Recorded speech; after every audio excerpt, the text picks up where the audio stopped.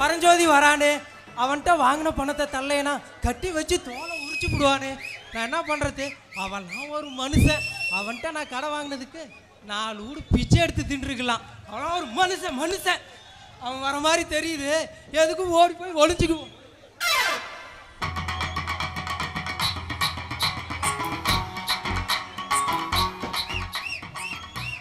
சொக்கா, என்னை பார்த்து வீட்டில் போய் ஒழிஞ்சிட்டேடா.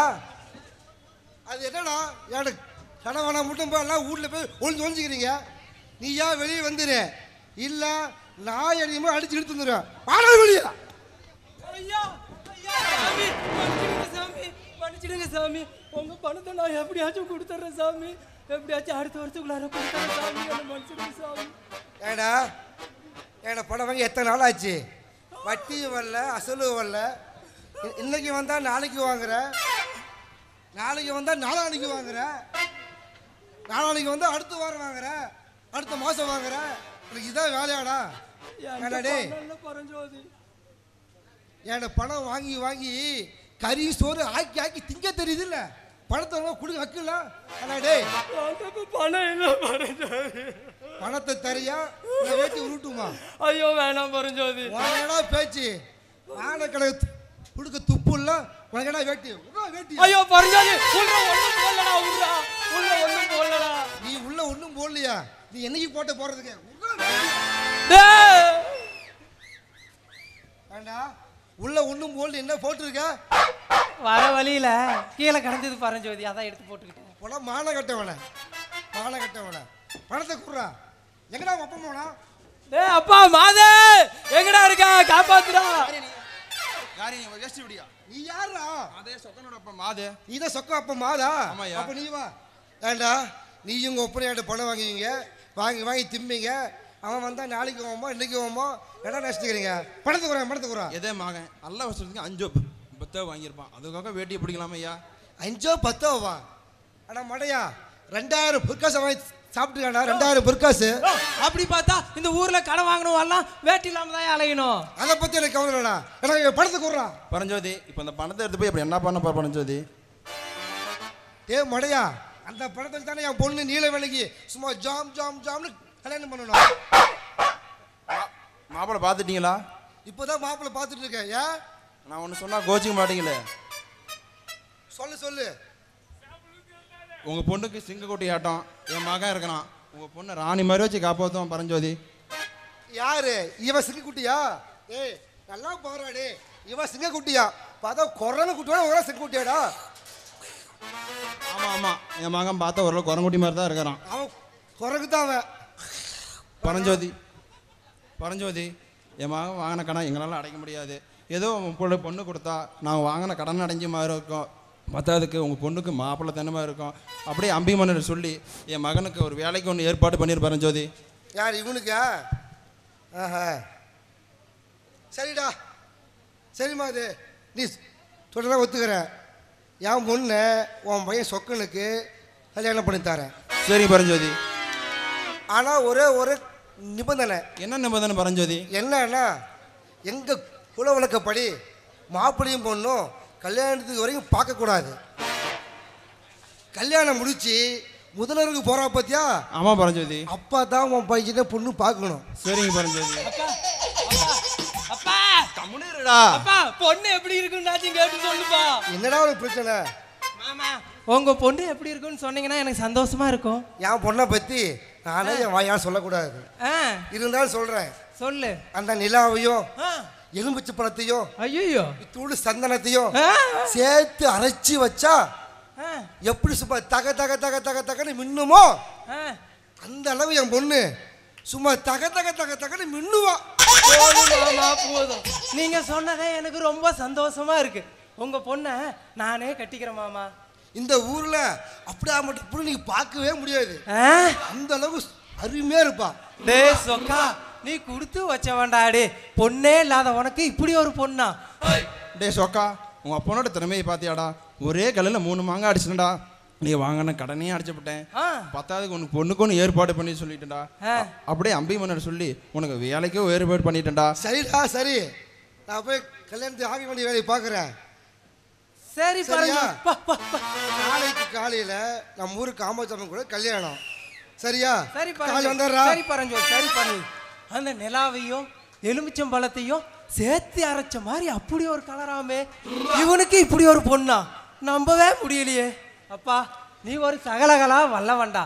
எனக்கு பொண்ணுக்கு பொண்ணு ஏற்பாடு பண்ணிட்ட, கடனையும் அடைச்சி புட்ட, மன்னர்கிட்ட சொல்லி ஒரு வேலையும் ஏற்பாடு பண்ணிட்டியே. உன்ன மாதிரி ஒரு அப்பா இந்த ஊர்ல யாருக்குடா கிடைப்பாங்க? அரசே, தட்சசீலத்திலிருந்து தங்களை காண்பதற்கு அம்பி என்கின்ற ஒரு மன்னன் ஏராளமான பரிசு பொருட்களுடன் தங்களை காண வந்திருக்கிறான் அரசே. பரிசு பொருட்களோடையா? சரணடையத்தான். பார்த்தாயா செல்லுக்கஸ், கத்தி எடுக்காமல், ரத்தம் சிந்தாமல், மதில் சுவர் இடிவிடாமல் ஒரு வெற்றி மாலை.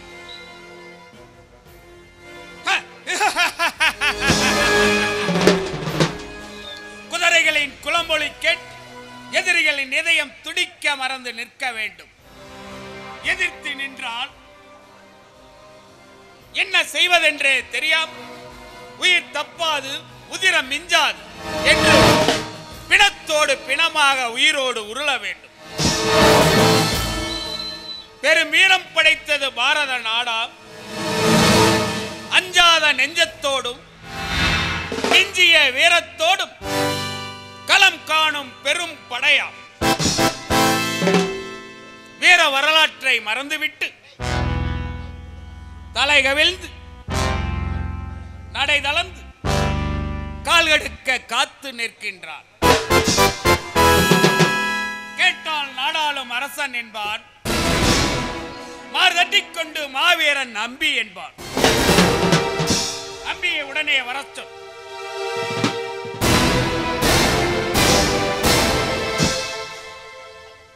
மன்னர் அலெக்சாண்டருக்கு பணிவான வணக்கங்கள். பாரத நாட்டில் நானும் ஒரு பேரரசன். என் பெயர் அம்பி. அறிவே, நீர் வந்த நோக்கம்? கற்றோரை கற்றோரே காமுறுவர், வீரத்தை வீரனே விரும்புவான். வீர திருமங்கை ஈன்றெடுத்த வீராதி வீரனே, உமது ஈடிணையற்ற புகழ் கேள்விப்பட்டேன். ஆதலால் தங்களின் நட்பு நாடி ஓடி வந்திருக்கிறேன். நல்லது அம்பி அவர்களே, அரசர்களோடு நட்பு என்பது அலெக்சாண்டரின் அகராதியில் அதன் அர்த்தம் வேறு என்பது உமக்கு தெரியுமா? அறிவேன். இரவு நேரத்தில் ஆயிரம் ஆயிரம் விண்மீன்கள் வானத்தில் கண் சிமிட்டி வேடிக்கை காட்டும். அங்கே செங்கதிர் சுடரோடு சூரியன் தோன்றுவிட்டால் மங்கி மறைந்தே போகிவிடும் விண்மீன்கள். அந்த நிலைதான் இருளை கிழித்துக் கொண்டு சுட்டரிக்கும் சூரியனாய் தாங்கள் வந்த பிறகு என் போன்ற சிற்றரசர்களுக்கு வேலையில்லை என கூறும் பொருட்டு இதோ என் உறைவாளை தங்கள் காலடியில் வைத்து வணங்குகிறேன்.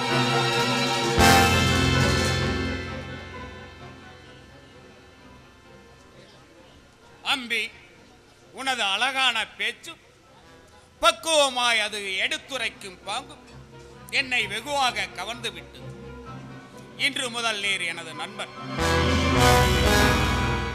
ஆம், உனது நாடு என் ஆணையின் கீழ் அடங்கும். உத்தரவு அரசே. அரசே, அத்தோடு அன்போடு இந்த எளியவன் கொண்டு வந்த பரிசு பொருட்களை ஏற்றுக்கொள்ள வேண்டும். பரஞ்சோதி,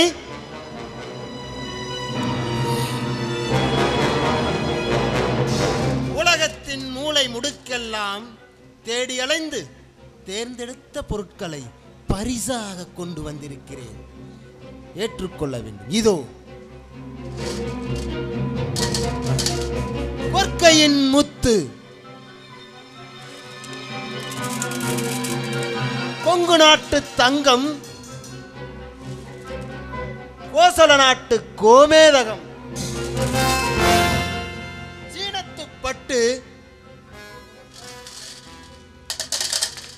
சிங்களத்து வைரம், பாண்டிய நாட்டு பவளம்,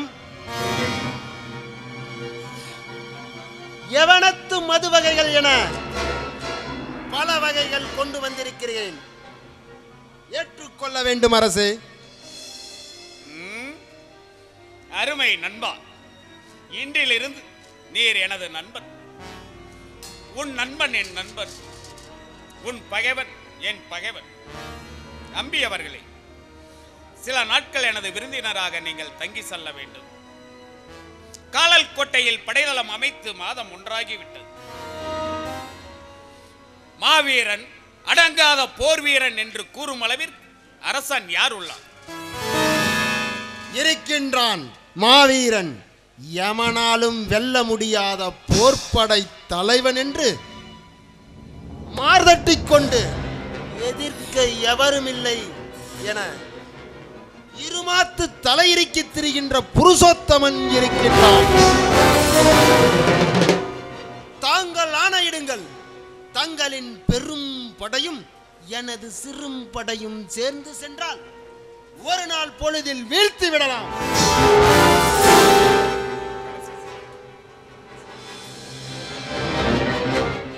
வேண்டாம் அம்பி, போர் முறையில் ஒழுங்கு மாறக்கூடாது. போருக்கு முன் தூது அனுப்புவோம். புருஷோத்தமனின் நிலை அறிந்து பெரும் படை கொண்டு தாக்குவோம். செல்யூக்கஸ், புருஷோத்தமன் அரண்மனைக்கு இன்று இரவே தூதுவனாக செல். செல்யூக்கஸ், பரஞ்சோதி, நமது வாசரையில் விருந்தினர் மாலையில் உள்ள இந்த பரிசு பொருட்களை கொண்டு போய் காத்திருங்கள். அப்படியாகட்டும்.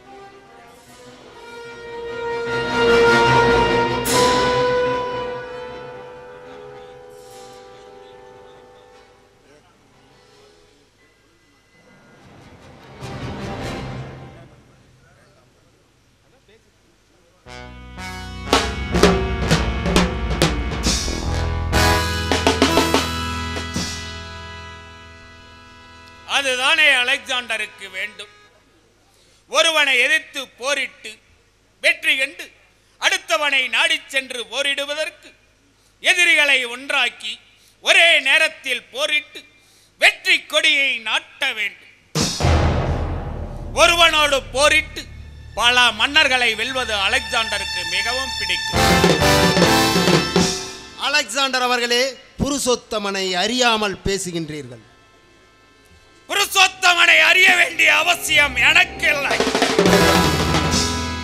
நான் என்னை அறிவேன், என் பலத்தை அறிவேன், என் படைகளின் திறத்தை அறிவேன். என் படைகள் வட்டமிட்டு சூழ்ந்து கொண்டால் எதிரிகள் 1000 என்றாலும் எண்ணி பார்க்கும் முன்னே எவலோகம் சென்று விடுவார்கள்.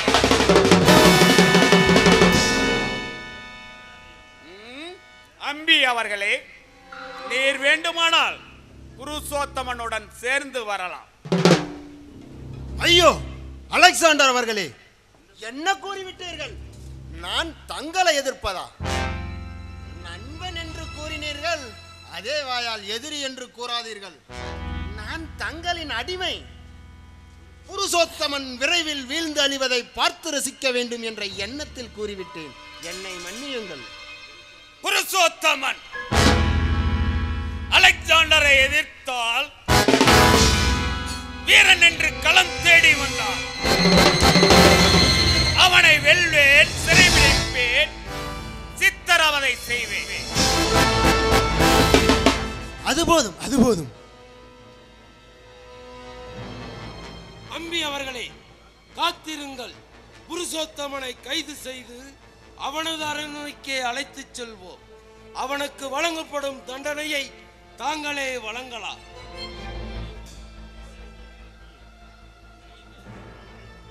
செல்யூக்கஸ், அம்பியை நமது விருந்தினர் பாசறைக்கு அழைத்துச் செல். அப்படியே ஆகட்டும்.